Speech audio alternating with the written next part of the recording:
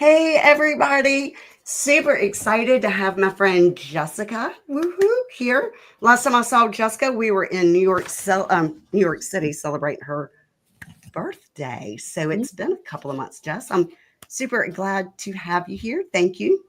Thank you for having me. Yes, and we are here to talk about stale listings. So everybody knows the market's definitely shifted across the country. I'm pretty sure I don't care where you're from. Homes are starting to get more inventory and things are staying on the market a little bit longer. So Jess and I were brainstorming about what are some things that you are doing in today's market to help move some of your listings that have been stale. So please chime in. Let us know what you are doing as well. But Jessica, super excited to have you say thank you. Yay, thanks for having me. Yes. I am glad that you're here. I'm trying to turn on the comments. Okay, we've got comments turned on. Tell us some things that you guys are doing. But Jess, you want to get you to start it off. Sure. So open houses are really good in our market, and I know that in some other markets they're not great. Um, but even before the market slowdown here, which here started in June of this year, but even before that, we were seeing an increase of traffic at open houses. It's just actually since August of 2024, when the ruling came out with the NAR lawsuit, that's when we started seeing an influx of opens. So I'm actually getting more traffic through opens than I am showings of my listing Okay. So open houses to the public or agent opens? to the public. Good Yep. job. So you're And still doing them Saturdays, Sundays? yep, Saturdays, Sundays, and we're catering them to try to encourage people to come. We're doing raffles and sort of things like that to just sort of get people in the door. And neighborhood open houses are great because then you get feedback from the neighbors. So we're Yeah, doing I love doing neighborhood open houses. And have you tried to do like talk to any I also like doing them when all agents in one neighborhood will do them at the same time? Yeah. So if there's a competing listing, it's nice to work together.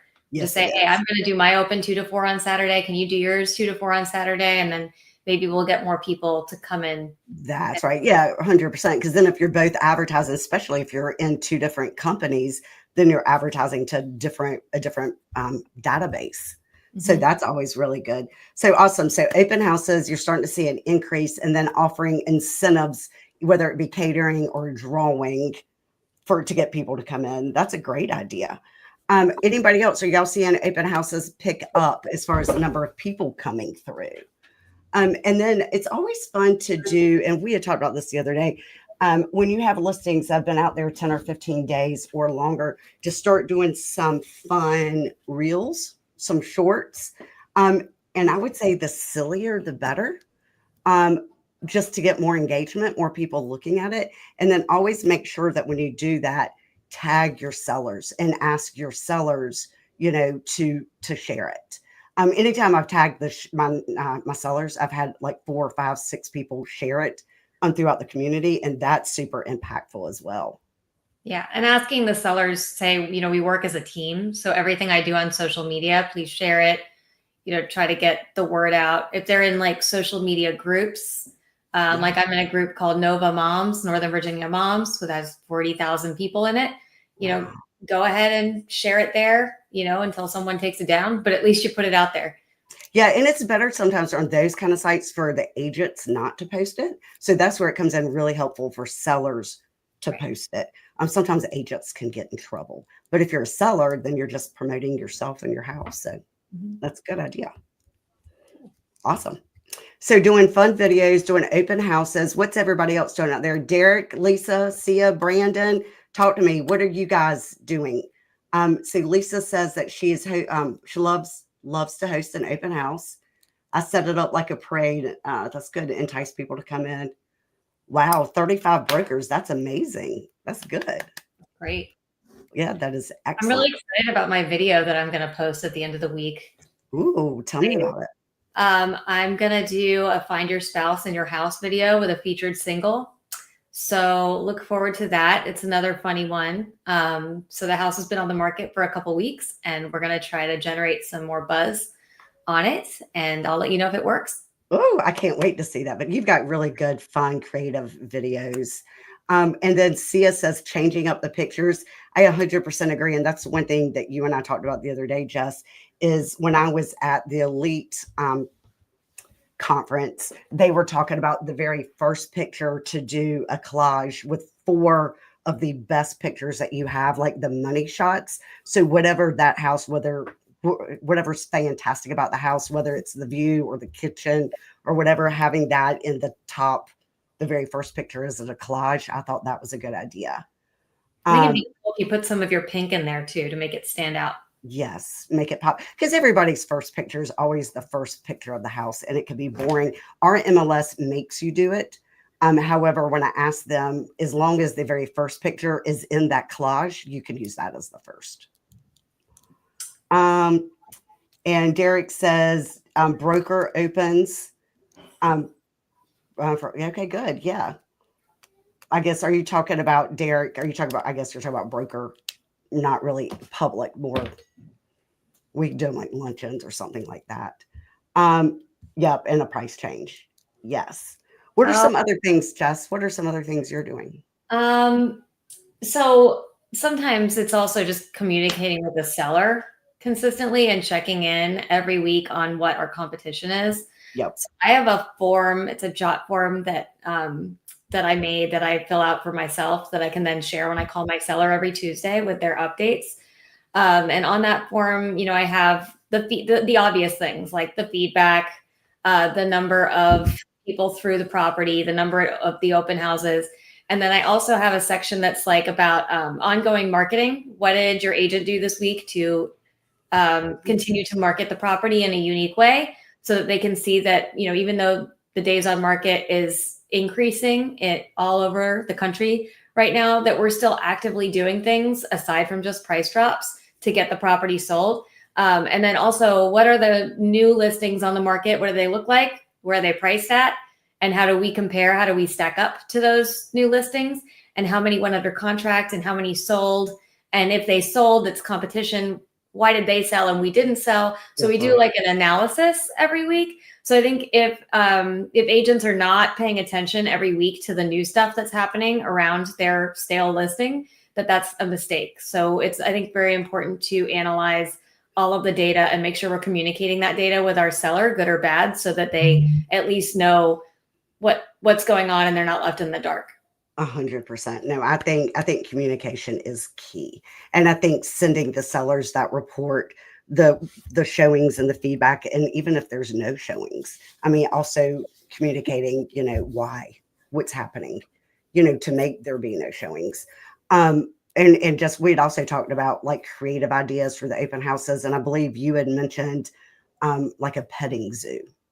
Yeah. So an agent in my market, who's a good friend of mine, just did a petting zoo at her listing because she, no one was coming. She was trying to attract, people to come see it. And so she had a petting zoo. She advertised it.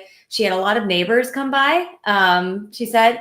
But it was cute because it got people out to something to do on a Sunday. And even if they weren't in the market for a house, she asked them to come through and give feedback so that she could share that feedback with the seller. And I think activity breeds activity, and more people you could have looking at your house, even if it's a neighbor, because if it's a neighbor, they already love your neighborhood. More than likely, they know somebody else in their database that may potentially want to buy that house. So I think the more eyes on it, the better, right? And I went to one that it was a very high end listing. I was trying to think of what it was listed for, a couple of million, I think. And they had a Rolex salesperson there with different types of Rolexes. And it was just something, again, creative, just to get more people in the door. I've also seen it where they have like artists and art displays, like an art show at an open house. That's cool. Or you could have a caricature artist, all sorts of. Yeah, anything like that I think would be fun. There's my friend Wendy. Activity breeds results. Yes, that's what we're just saying. Activity breeds activity. 100%. What are so some other things we had talked about? Reverse prospecting. Yeah, you talked about sending videos. Tell me about that. We had. What are we talking about? Sending videos. Yeah, the reverse prospecting video. Oh, yeah. Sorry, I lost my train of thought. Reverse prospecting is when we can go into the MLS and we can see any agent that has saved like a criteria for their client, right? So it could be 4 bedrooms, 3 baths, priced at 500,000 in this zip code. So if our listing matches that in the MLS, we can get a list of those agents to contact. So I definitely think contacting those agents are really important. But then to take it to a step further, one of the things that I did is to do a non-branded video of the home. So in a minute or less, that just shows the highlights of the home, is nothing about me, is nothing about Remax, is nothing about my team. It is 100% unbranded. Then I send it to those top agents that have potential clients in the area. Also send it to the top 50 agents in my area and ask them, hey, check this video out. It is unbranded. Please share it with anybody that you have. So if they have buyers interested, they are more likely to share that video because it's nothing about me. It's 100% just about that house. Mm-hmm. So, and what I found is they are sharing it. They're sharing it a lot. And not only they're sharing it, but their potential buyers and clients are sharing it as well. Well, also, if you're giving them permission to share a house for sale on their social media, it's a free professional video. That's why right. why wouldn't someone say, hey, look, this is a cute house for sale? It just gives them something else to post. That's exactly right. Yep, 100%. And that's already done for them. Here you go, have it, do whatever you want with it, as long as it's positive. And you had also mentioned calling agents, top agents. Yeah, that's the same thing with the reverse prospecting. I mean, I just call, and I think building those relationships are really important. And I'll call and just say, like, hey, Wendy, it's Jennifer. I see that you sold 123 Main Street. I'm going to be honest with you. I'm having a hard time at 222 Main Street. And then I just sort of talk it out with them. But what I found is if you have the time to have those calls, 99.9% of the agents are going, Jennifer, thank you for calling. I'm having a hard time with 456 Jessica Lane or whatever, and so I'm able to help them and they're able to help me. But you do get that reciprocity, right? If you help others, they're more willing to help you. It's been working really, really. In the beginning, I thought maybe it would be wasted time, but I found it to be very astronomically beneficial for me and my sellers. I'd be curious to know if the people watching have anything like the top agent network that I have. So in our market, we have TAN is what we call it, top agent network, and we can blast email the top 5% of realtors. And Jennifer says she doesn't have that. So, but we have that, and it's a cool tool. So, hey, Eric has it because he's in my market. Yeah. So if you blast out the email and say to everybody, hey, I've got this listing coming, here's the price, here's this and that. And so if your client gives you permission to do an off market, like, sell to other people, other agents off of MLS, then you can advertise it that way and see if you get bites, see if you don't. And so if you thought you were overpriced and you don't get any bites in TAN, you could tell your client, hey, we tested it out here with the top 5% of realtors and no one was interested. So maybe we should reconsider our listing price when we go in the MLS. And speaking of price, we talked about, Jennifer, you and I, about the 2-week check-in. Oh, yes. So, yeah, when you list a property, it's always good to have a 2-week, like we're going to have a powwow 2 weeks after we're listed with the seller to kind of go through as we said, the activity, listing activity. Jennifer builds price reductions into her exclusive Listing agreements. And so when you have that check-in, yeah. What's that? Based on the number of showings. Like, hey, if we have it listed in 2 weeks, if we don't, in 10 days, if we haven't had 5 showings in 10 days, we need to, if we've had nothing, then we miss the mark on pricing. We need to do a pretty drastic price reduction. If we've had tons of showings and no offers, not quite such a huge price reduction, but there will be a price reduction needed. Because I'm getting them in the door and they're rejecting it once they get in there. So to try to figure out either the work that needs to be done to the house to bring in that offer or the price that will make it sellable. Yeah. And the thing I love about the 2-week check-in is that you're setting the expectation for your seller that it may not sell the first weekend. because you're starting by saying, okay, in 2 weeks, we're going to check in and see how the listing is doing on the market. And it gives them like, okay, great, we're going to have this powwow after 2 weeks. And Yes, because exactly.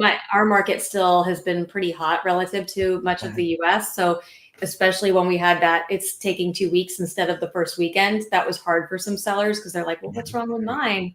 Why is mine not selling the first weekend? Yeah. No, I 100% agree. It's taking a little bit longer. It's still a hot market. We're still in the seller's market, although are starting to see that transition, with everything staying on the market a little bit longer. I had something else I was going to say in relation to that. I don't know. Keep talking. I'll think about it. Sorry, Jess. About pricing. I mean, I think pricing is everything right now. I think it's more important to price right from the beginning. Oh, 100%. So I got this from Nicole Service. She said, I give my sellers 3 prices. I give them the shoot for the moon price. I give them the Nicole Service price, her price, and I give them the get it gone yesterday price.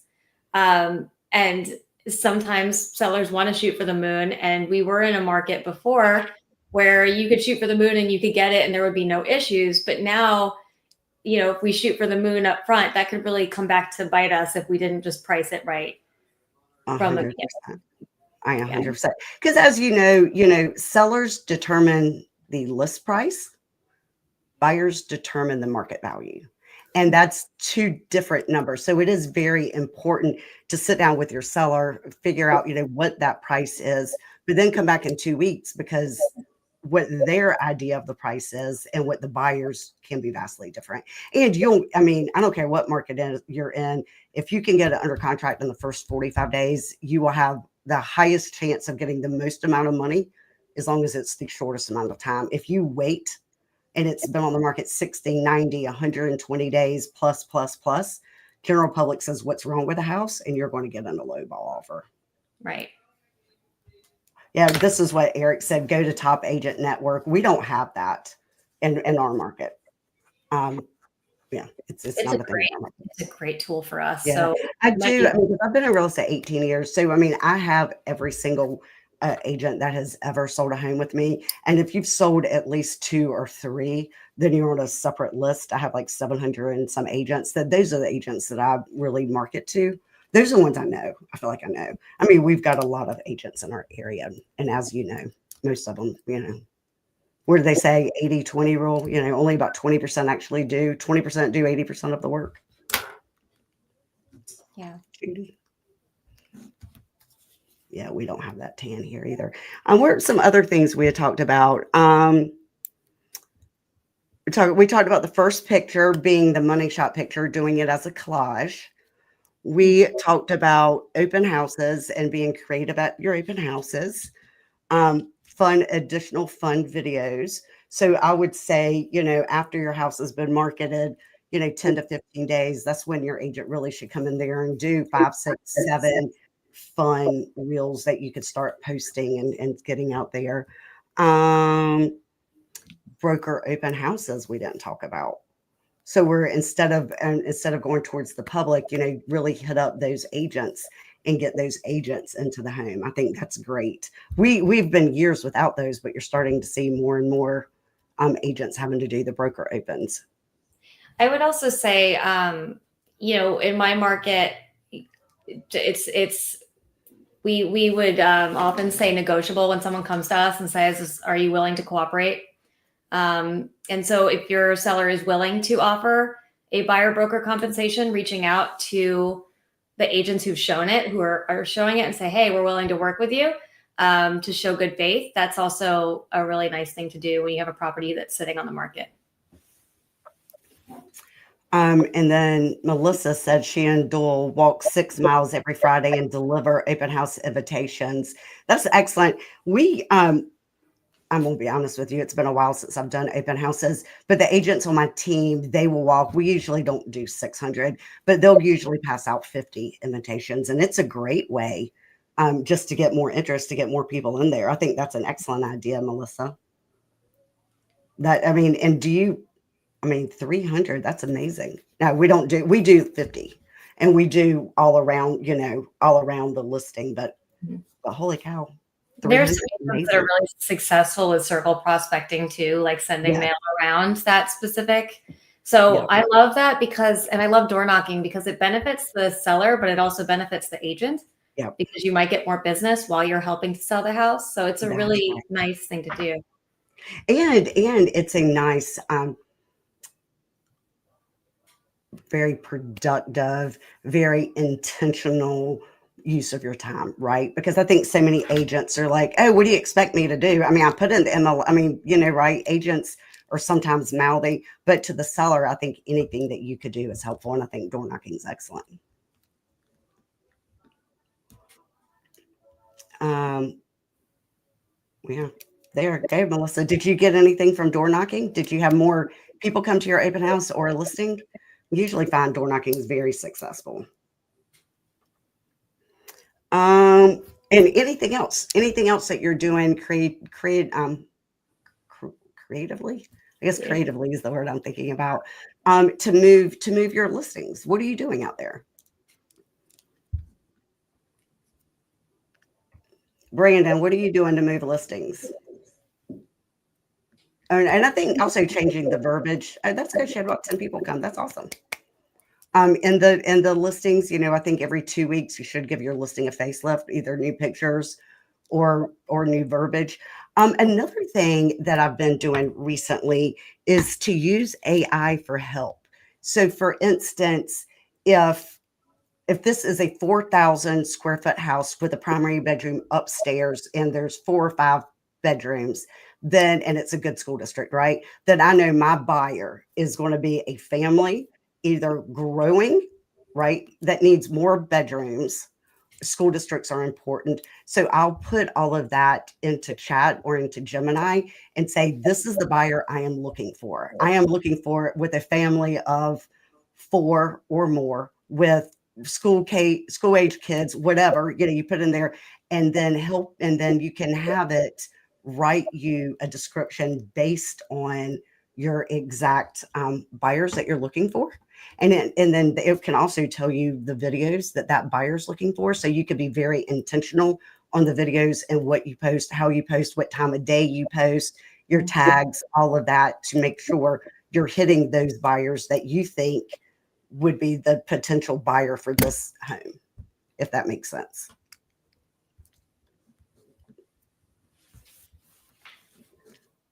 Statistics. Eric, what are you doing with statistics? And Melissa, what is MAAS? I don't know what that is. Marketing as a service. I think you're talking about Remaxes. Yes, the new Remax site, the marketing as a service. You can also, and I have not yet done this because the market has not been as slow as I think it would be for me to. But once you have some creative videos, paying to boost them on YouTube, and you could do targeted advertising and targeted Facebook ads. I haven't done a ton of that, but that's something that I'm looking into. I would like to do that too. I'm with you there. Yeah. Yeah, especially the YouTube, because YouTube, wow, I mean, it's amazing how many people YouTube can hit. And you can also boost them through Bowl Trail. I've never done that either, but that's on my list of things to do as well. Have you ever done that before through Bowl Trail, Jessica? I haven't. I wondered if it would do videos. Follow-up us mostly for, yeah. Anything else that we haven't hit on that anybody is doing out there to sell your listings? Anything? I think we've covered we've covered a lot of topics. Well, Thanksgiving's coming up, so let's raffle off a turkey, I guess, at the next listing. Yes. That'd be fun. That would be fun.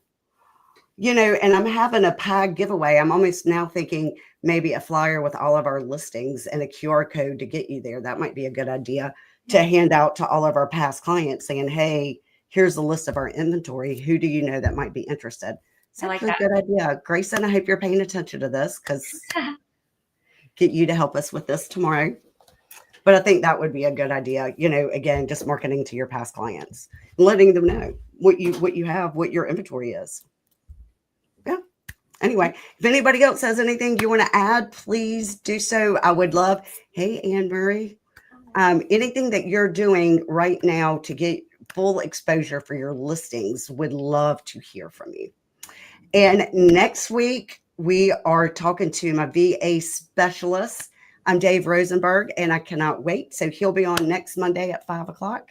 Be ready to ask all your VA questions. He is a veteran, and I don't even know how many years, 20 some years in the military, I think. So he's a great person to talk to.